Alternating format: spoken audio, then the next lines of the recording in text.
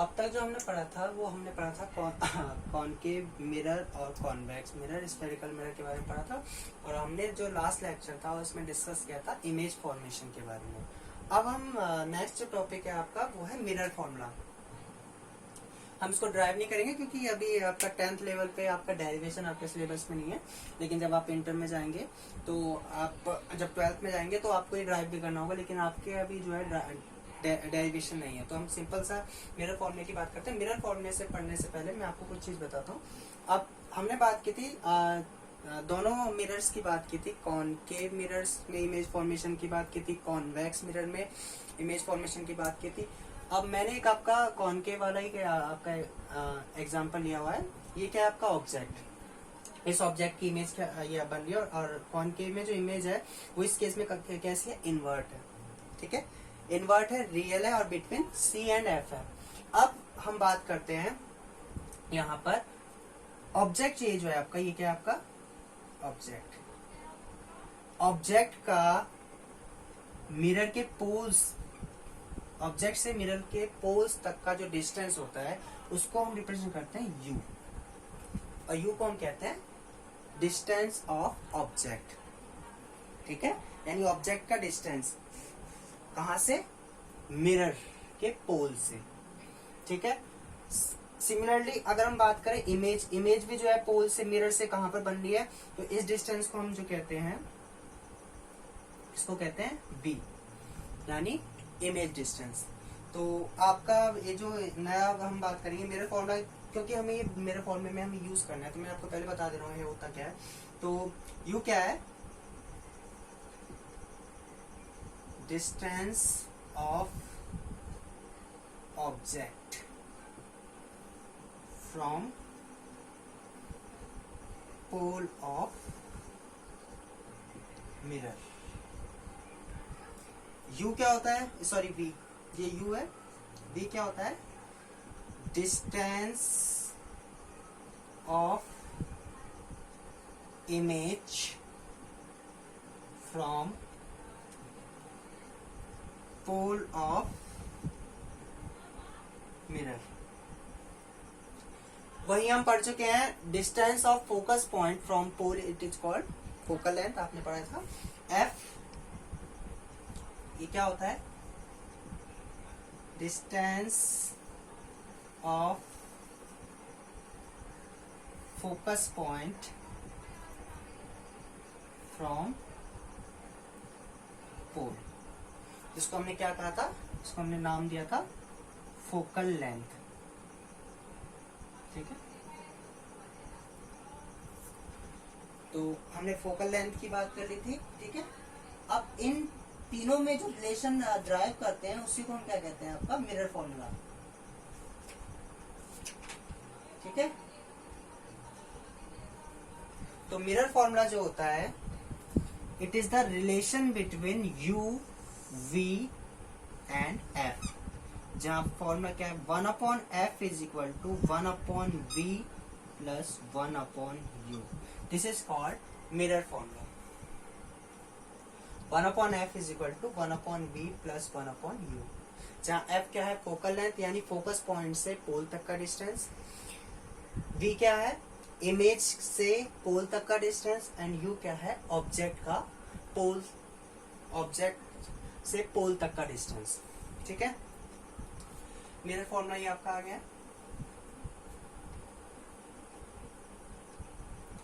तो mirror formula क्या है, it is the relation between focal length, ठीक है, image distance and object distance. You क्या है, यू क्या है आपका ऑब्जेक्ट डिस्टेंस, और वी क्या है, इमेज डिस्टेंस, कहां से, पोल से, और एफ क्या है, फोकस पॉइंट, ठीक है, का डिस्टेंस कहां से, पोल से, यानी यहां से लेके यहां तक ये एफ है, ये ऑब्जेक्ट से पोल तक का डिस्टेंस, यू, इमेज। ये फॉर्मूला चाहे आपका कॉनकेव लेंस हो चाहे आपका कॉन्वेक्स लेंस हो, सबके लिए वैलिड है। ठीक है, दोनों के लिए मतलब, और चाहे आपके ऑब्जेक्ट की पोजीशन कुछ भी हो आपका, उन सब के लिए वैलिड है। लेकिन जब हम इसमें वैल्यूज की बात करते हैं तो अब मैं आपको इसमें जब हम वैल्यूज पुट करते हैं तो उसमें हम जो है साइन किस तरीके से यूज करते हैं वो मैं अभी आपको बताऊंगा।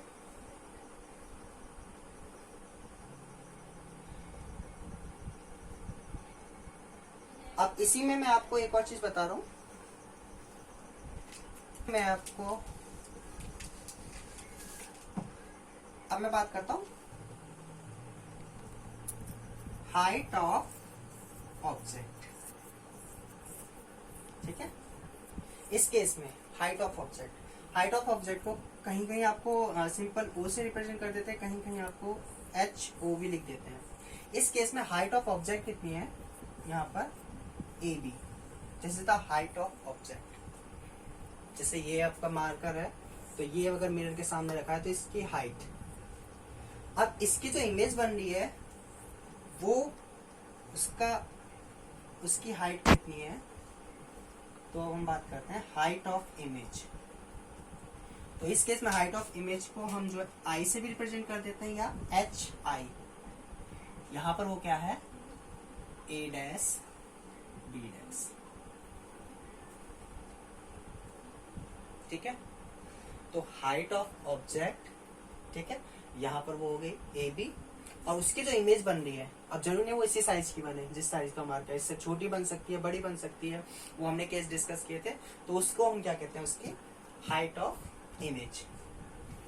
आप इनमें से कोई सा भी यूज कर सकते हैं, चाहे ओ और आई से रिप्रेजेंट कर दीजिए, चाहे एच ओ या एच आई से रिप्रेजेंट कर दीजिए।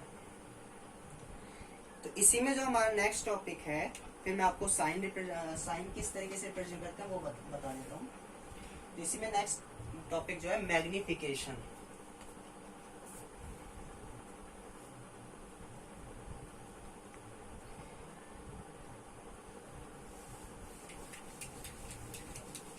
तो नेक्स्ट जो टॉपिक है आपका वो है मैग्निफिकेशन।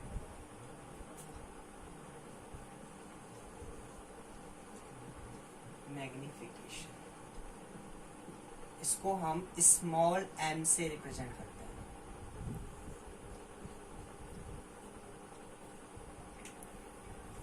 अब मैग्निफिकेशन क्या है, ये क्या बताता है, ये किसी भी ऑब्जेक्ट की जो इमेज बनती है उसमें जो रिलेटिव एक्सटेंड हुआ है उसको रिप्रेजेंट कर रहा है। कितना मतलब एक तरीके से हम कंपैरिजन कर रहे हैं, सपोज करो रिलेटिव एक्सटेंड को बता रहा है। इसको अगर हम डिफाइन करें तो इसको हम किस तरीके से डिफाइन करते हैं, it is the ratio of height of image to height of object. यानी ये क्या होता है, height of image upon height of object. Height of image upon height of object. तो मैग्निफिकेशन को आप कैसे डिफाइन कर सकते हैं, it can be defined as the ratio of height of image to height of object. It is defined as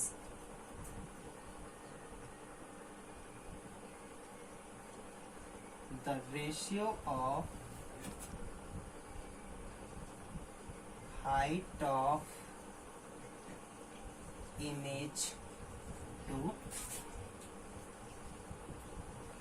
height of object। ठीक है, ये हमने फॉर्मूला लिख लिया है। आप यहाँ H I upon H O लिख लो या आई अपॉन ओ भी लिख सकते हैं। ठीक है,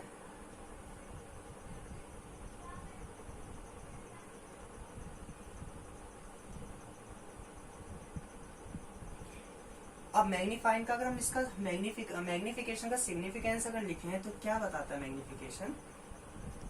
ठीक है, magnification produced by spherical mirror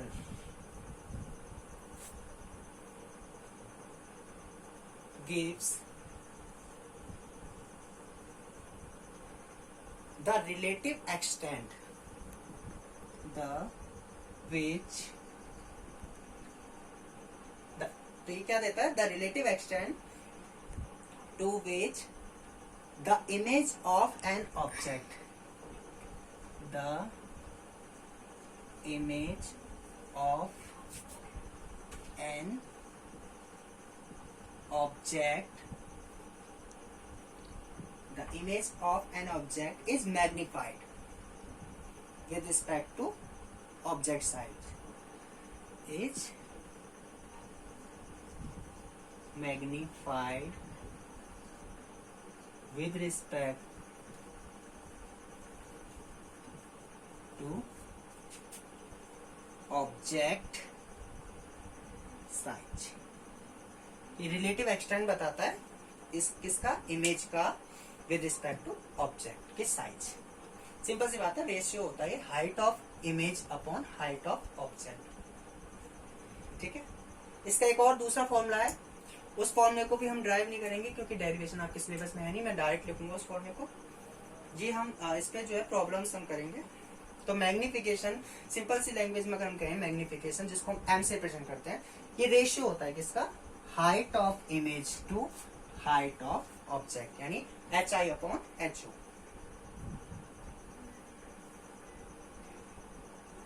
अब मैग्निफिकेशन को U और V की टर्म्स में भी रिप्रेजेंट किया गया है, तो मैं यहीं पे दोबारा इसका फॉर्मूला लिख दे रहा हूं, ये आपने लिख लिया।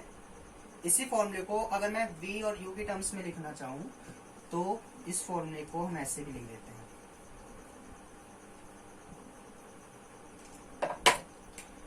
Minus V upon U। Minus ये फॉर्मूले का माइनस है, ठीक है। V अपॉन U, V मतलब इमेज डिस्टेंस एंड U मतलब ऑब्जेक्ट डिस्टेंस, कहां से, पोल से। मैग्निफिकेशन का और भी फॉर्मूले हैं, मैं आपको अभी बताऊंगा फोकल लेंथ के टर्म्स में, वो मैं आपको रफली ड्राइव करके दिखाऊंगा, ठीक है। फिर मैं हम पढ़ेंगे कि जो हम न्यूमेरिकल प्रॉब्लम्स करेंगे तो उसमें जो हम साइन जो है वो किस तरीके से पुट करते हैं। ये फॉर्मूला हो गया। कुछ और फॉर्मूले में मैग्निफिकेशन के ड्राइव करवा रहा हूँ, ये आपने देख लिया, नोट कर लिया। अब मैं मैग्निफिकेशन के दो और फॉर्मूले ड्राइव करता हूँ,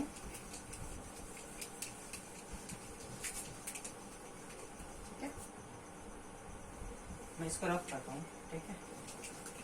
तो मैग्निफिकेशन का आपने जो दो फॉर्मूले लिखे हैं, एक तो हो गया height of image upon height of object, जो कि माइनस V अपॉन U। अब आपने अभी थोड़ी देर पहले पढ़ा था 1 अपॉन फोकल लेंथ क्या होता है, 1 upon V plus 1 upon U। अगर मैं इसमें यहाँ से V अपॉन U की वैल्यू निकालना चाहूँ तो मैंने क्या किया, दोनों साइड मल्टीप्लाई कर दिया ऊपर V से, तो V अपॉन V यहाँ आ गया V अपॉन U, ये 1 हो जाएगा। तो V अपॉन U की वैल्यू कितनी आएगी, अगर यहाँ से देखें, इसको इधर ले आएंगे तो -1। अगर हम इसको फॉर्मूले में पुट करेंगे तो ये आ जाएगा V minus F upon F। तो अगर आपको M की वैल्यू निकालनी है तो M क्या था, माइनस V अपॉन U, तो V अपॉन U की यहाँ वैल्यू पुट करेंगे तो माइनस से साइन चेंज हो जाएगा, यानी this is the formula for magnification in terms of focal length and image distance, ठीक है। तो ये फॉर्मूला भी आपका इंपॉर्टेंट है। अगर आपको फोकल लेंथ गिवन हो, जब हम प्रॉब्लम्स करेंगे तब आपको क्लियर हो जाएगा, और V गिवन हो तो आप M निकाल सकते हैं, ठीक है। एक और अगर इसी को मैं दूसरी टर्म्स में करना चाहूँ, अब मैं V की जगह U की टर्म्स में निकालना चाहूँ, फोकल लेंथ और U की टर्म्स में, तो अगेन फॉर्मूला क्या था, मिरर फॉर्मूला,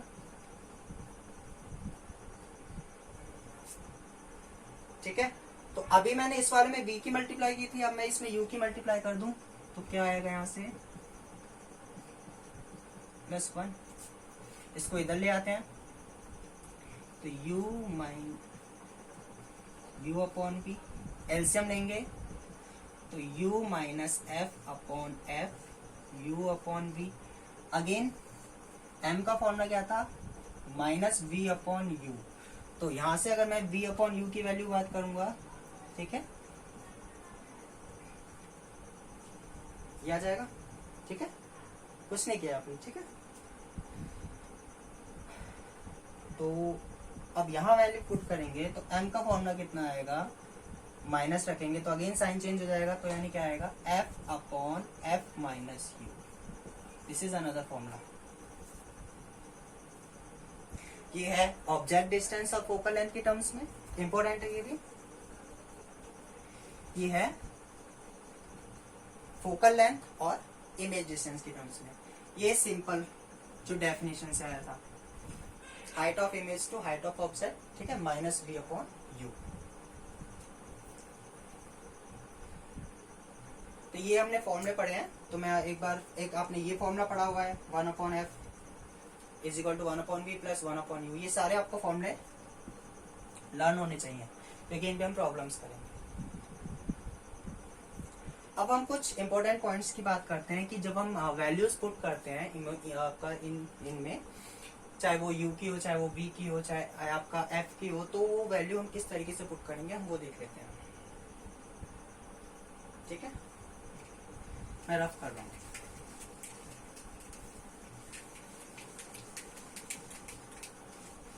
तो हम बात करें रूल ऑफ साइन, ठीक है।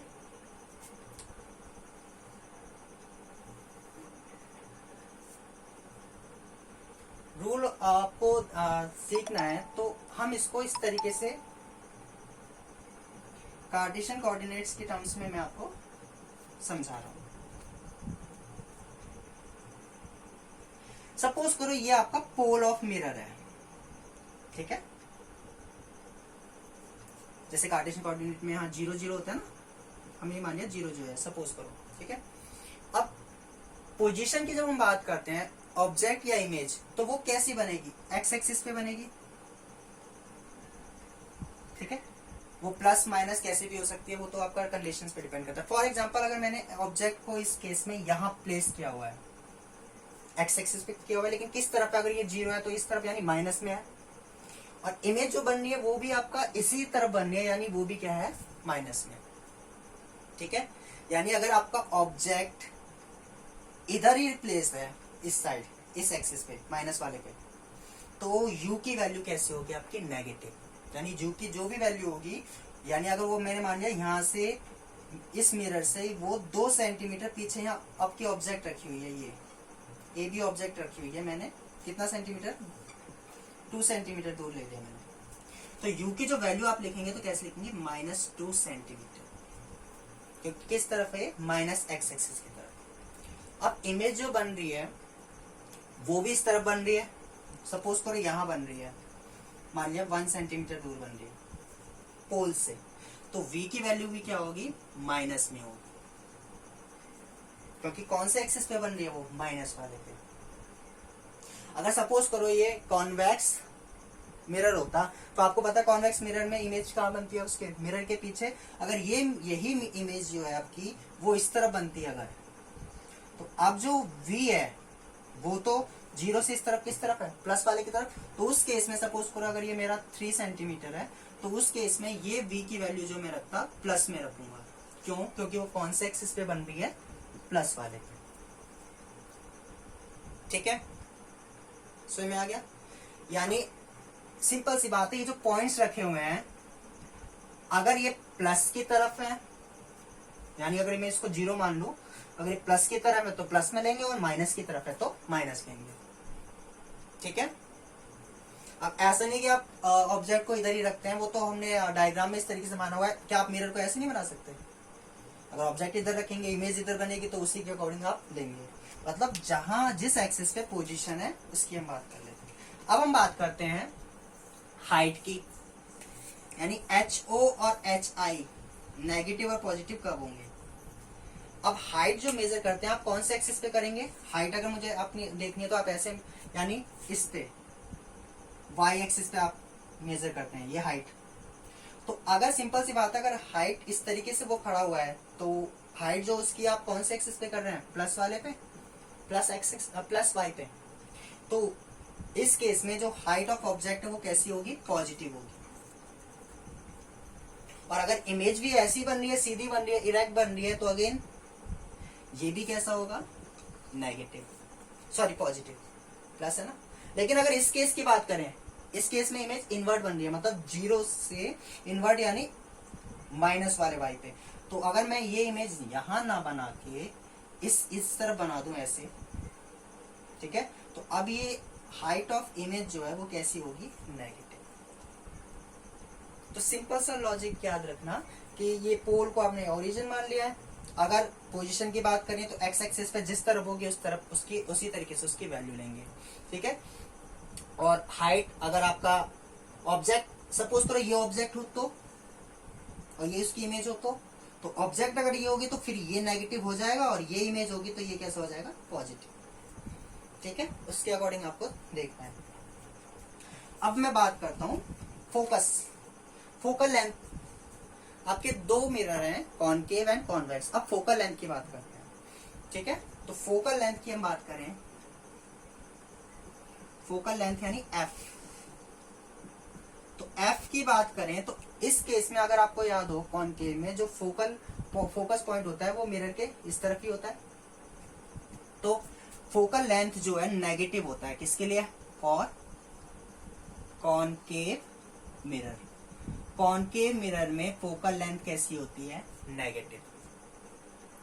वहीं अगर हम कॉन्वेक्स की बात करते हैं तो कॉन्वेक्स में आपको याद हो तो जो इस तरीके से डायग्राम अगर याद हो तो इस तरफ होता था, ये पैरेलल रेज जो आती थी आफ्टर, इस तरीके से हमने यहाँ पर फोकस पॉइंट लिया था उसका। तो